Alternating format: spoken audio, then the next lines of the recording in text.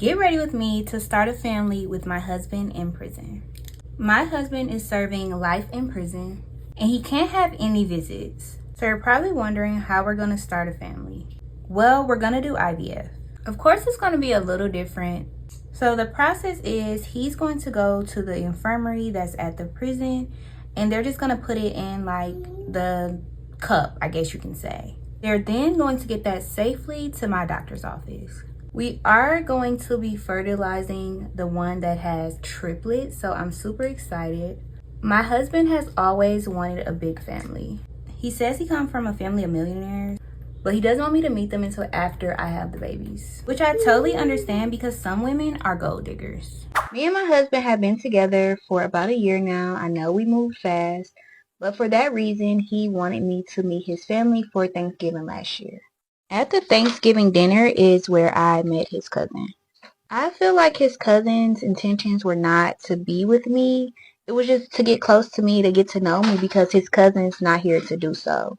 It just so happened that New Year's Eve, I got a little messed up and we ended up going back to his cousin's place and you know what happened. I do feel like I owe my husband the truth and to let him know what's going on so he doesn't, get suspicious. My husband's cousin did tell me that he won't tell the family anything, so I won't feel any type of way when I'm around them. So we can just basically like play it cool until everything comes out. Me and my husband never had infidelity issues in our marriage, so he didn't assume that I was lying about the child being his. He didn't think that I was cheating or anything like that. I told my husband in prison that I was pregnant by his cousin, and this was his response. I was not aware of. It's kind of like this game of get back. My husband thought the game was over when he took the charge for him. My husband knows that I was manipulated, and because of that, he decided that he's going to stay by my side. My husband does want me to give my child his last name, and he wants to legally adopt them once he is released from prison in 2029.